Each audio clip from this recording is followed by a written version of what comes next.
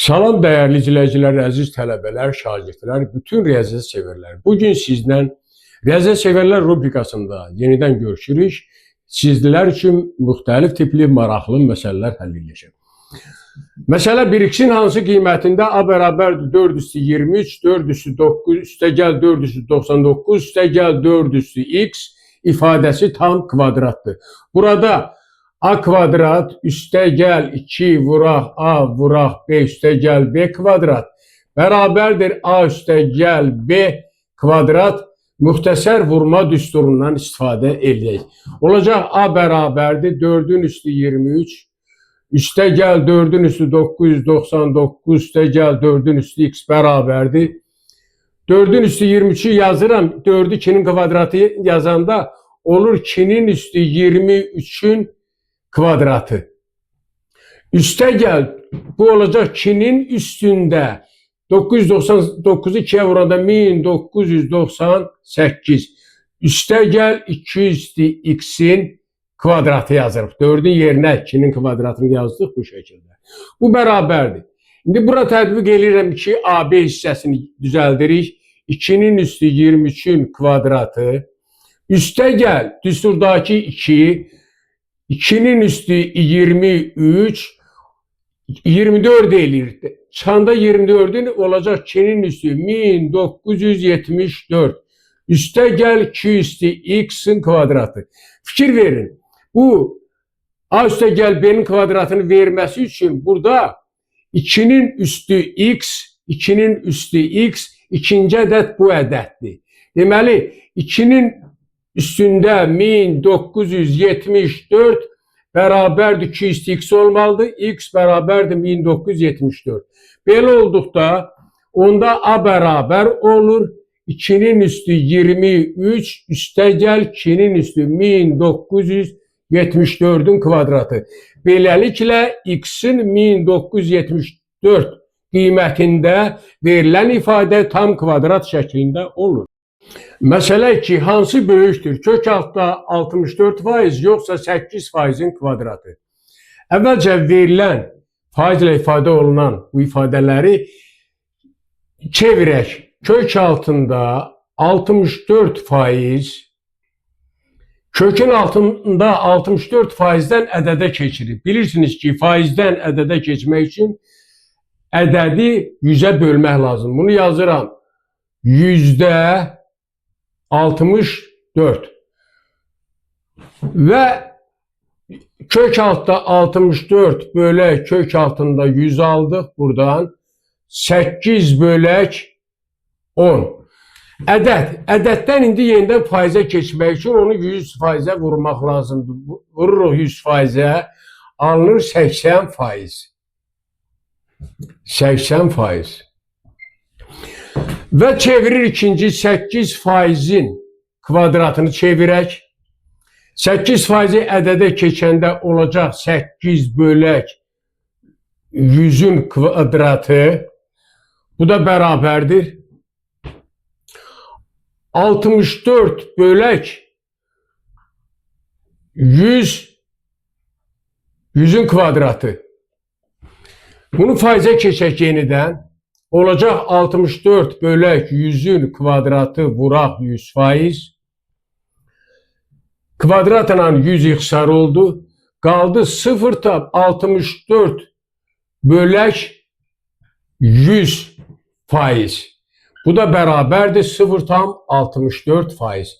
Beləliklə biz aldıq ki, kök altda 64%'i elədi 80%. 80% aldıq ki, böyükdür 0,64%'dən. Onda kök altda 64%'də böyük olacaq 8%'in kvadratından. Beləliklə kök altda 64% böyükdür 8%'in kvadratından. Məsələ 3 tənlik həll edin. 2 faktorialın subfaktorialı vuraq x bərabərdir 5 superfaktorial.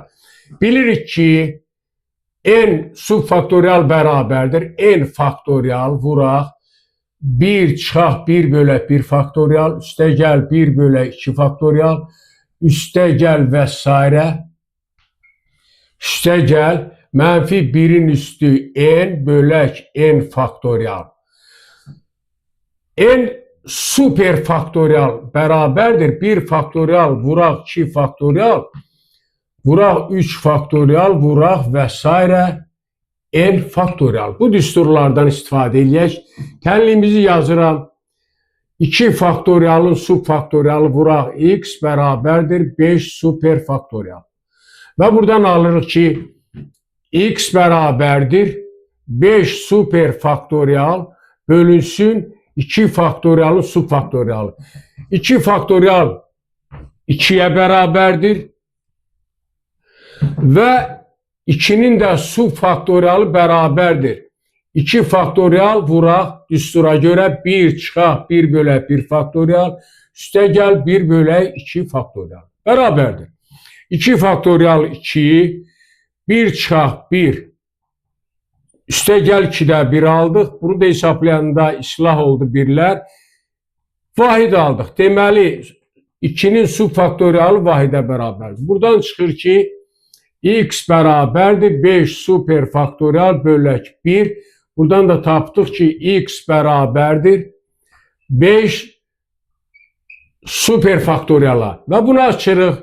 1 faktorial vuraq, 2 faktorial vuraq, 3 faktorial vuraq, 4 faktorial vuraq, 5 faktorial bərabərdir.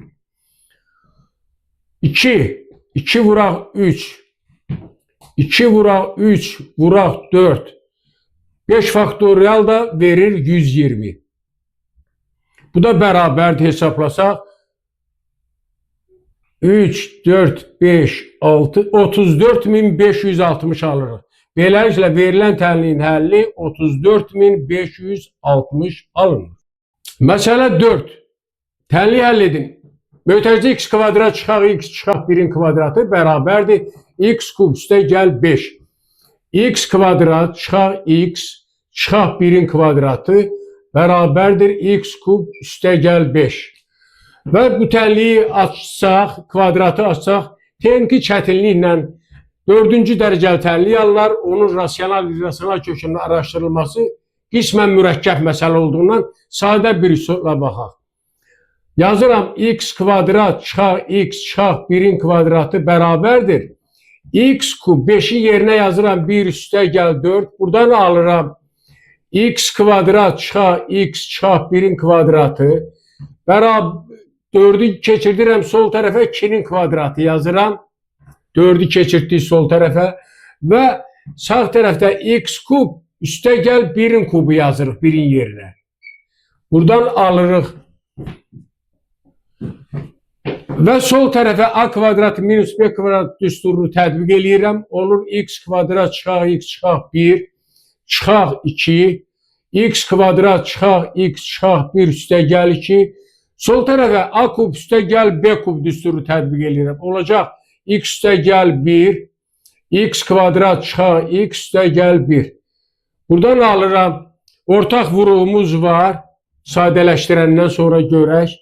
Burada alındı x kvadrat çıxaq x çıxaq 3 x kvadrat çıxaq x üstə gəl 1 bərabərdir x üstə gəl 1 vuraq x kvadrat çıxaq x üstə gəl 1. Buradan alırıq. Gördüyünüz kimi bu ifadələr eynidir. Ortaq vuruq kimi çıxardırıq. Bir tərəfə keçirib alırıq. Olacaq x kvadrat üstə gəl x çıxaq x üstə gəl 1 vuraq x kvadrat çıxaq x çıxaq 3 çıxaq x çıxaq 1 bərabərdir 0'a. Buradan aldıq. Alırıq ki x kvadrat çıxaq x üstə gəl 1 vuraq x kvadrat çıxaq 2x çıxaq 4 bərabərdir 0'a. X kvadrat çıxaq x üstə gəl 1 bərabərdir 0. Hər iki vuruğu 0'a bərabərləyib. Burada x diskriminant kiçikdir 0 olur. Ona görə də x bərabərdir boş çoxluq. X kvadrat çıxaq 2x çıxaq 4 bərabərdir 0'ı çevrilmiş kvadrat tənliyin.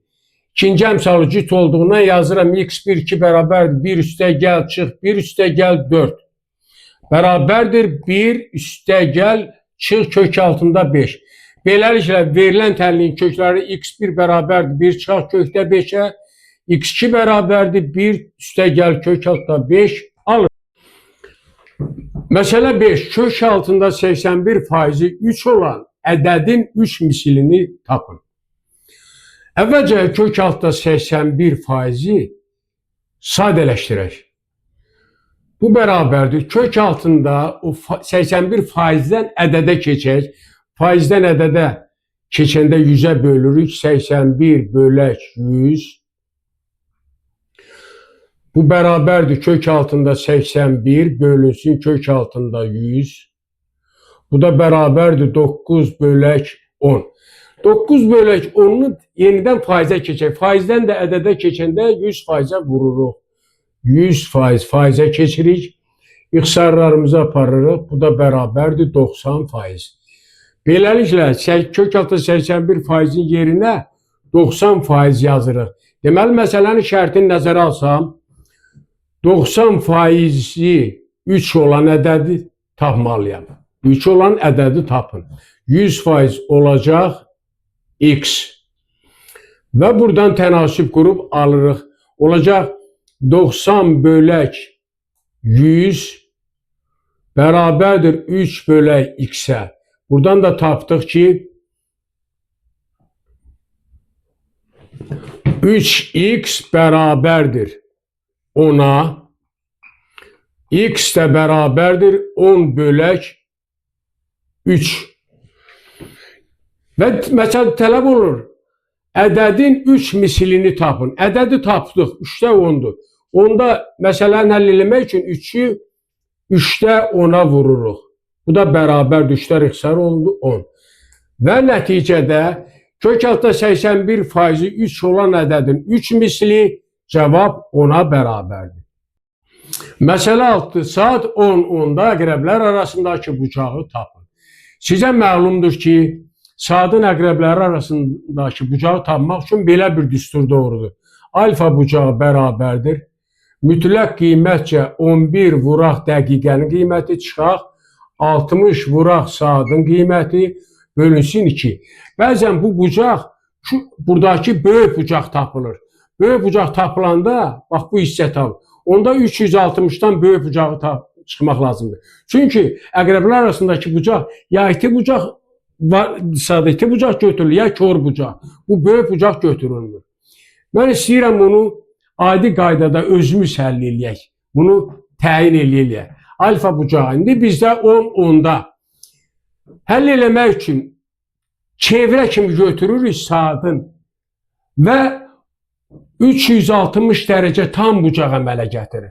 12 bərabər hissəyə bölündüyündən 360 dərəcəni bölürəm 12'yə 30 dərəcə tapır. Yəni, iki qonşu rəqəm və yaxud iki qonşu radius arasındakı bucaq həmişə 30 dərəcə olur.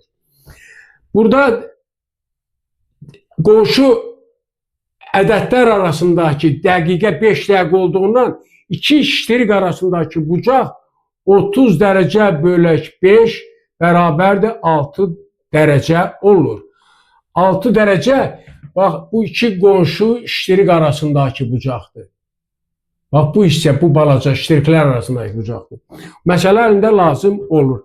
İndi biz baxırıq, 10 ilə 2 arası 1, 2, 3, 4 dənə iki qonşu rəqəmlər arasındakı bucaq. Hərəsi də 30 dərəcədən 4 vuraq 30 dərəcə eləyir 120 dərəcə. Bizdə saat 10 dəqiqə işlədiyindən 10 dəqiqə müddətində saat əqrəbi sağ tərəfə hərəkət eləyir. Onu çıxıb alfa bucağını tapa bilərik. Necə çıxılır? 1 saat 60 dəqiqədir. 10 dəqiqəni bölürük 60'a, vururuq 30 dərəcəyə. Və buradan biz tapırıq ki, 6'da 1 vuraq 30 dərəcə bərabərdir 5 dərəcə. Deməli, saat 10 dəqiqə işləyəndə saat əqrəbi 5 dərəcə 11'ə tərəf gedir. Onda bizim tapdığımız 120 dərəcədən çıxırıq 5 dərəcəni, tapırıq 115 dərəcə. Beləliklə, saat 10:10'da əqrəblər arasındakı bucaq 115 dərəcə olur. Məsələ 7 tənliyi həll edin. 2'nin üstü x bərabərdir 2'nin üstü 5 çarpı 2'nin üstü 4. Deməli tənlik üstü tənlikdir. Sol tərəf 2'nin üstü x, sağ tərəfi isə 3'ün müxtəlif qüvvətləri fərqidir. 2'nin üstü 5 çarpı 2'nin üstü 4. Sadəlik üçün mən bunu yazıram belə. Sol tərəfi eni ilə yazıram 2'nin üstü x bərabərdir. 3'ün üstü 5'i yazıram 2'nin üstü 4 üstə gəl 1 çarpı 2'nin üstü 4. Buradan çıxır ki 2'nin üstü x bərabərdir. 2'nin üstü 4 üstə gəl 1'i yazıram. 3'ün üstü 4 vuraq 3. 3'ün üstü 1 yazsa ehtiyac yoxdur. Çıxaq 3'ün üstü 4. Və sağ tərəfdə 3'ün üstü 4'ü ortaq vuruq kimi çıxardıram. Qalır 3 çıxaq yerində də sağ tərəfdə 1 qaldı. Buradan alırıq ki 2'nin üstü x bərabərdir. 3'ün üstü 4 vuraq 2 qaldı. Və bundan sonra artıq sadə üstülü tənliyi alındı. Hər iki tərəfi 2 əsas 2 olduğundan 2 əsasdan loqaritmləyək. Onlar loqaritma 2 əsasdan 2'nin üstü x bərabərdir. Loqaritma 2 əsasdan 3'ün üstü 4 vuraq 2. Və bilirsiniz ki 10-cu sinifdən loqaritmanın xassələrindən loqaritma a əsasdan b üstü k bərabərdir k vuraq loqaritma a əsasdan b. Və loqaritma a əsasdan b vuraq c bərabərdir loqaritma a əsasdan b üstə gəl loqaritma a əsasdan c. Düsturları doğrudur. Onda və sol tərəfə loqaritma a əsasdan a bərabərdir 1 düsturu tətbiq eləyəcək. Deməli onda nə olur? Birinci düstura görə x gəldi qarşıya. Oldu loqaritma 2 əsasdan 2. Burada da hasilin loqaritması ikinci düsturu tətbiq eləyirəm. Olur loqaritma 2 əsasdan 3'ün üstü 4 üstə gəl loqaritma 2 əsasdan 2. Tapırıq. Üçüncü düstura görə loqaritma 2 əsasdan 2 vahid verir. Oldu x bərabərdir. Burada da ikinci düstura görə, birinci düstura görə 4 qarşıya gəldi. 4 loqaritma 2 əsasdan 3. Loqaritma 2 əsasdan 2 də dediyimiz kimi vahidə bərabər. Beləliklə verilən tənliyin yeganə kökü var. X bərabərdir 4 vuraq loqaritma 2 əsasdan 3 üstə gəl 1. Bununla da bugünkü dərsimizi bitmiş hesab edirəm. Sağ olun, yeni dərslərdə görüşənə.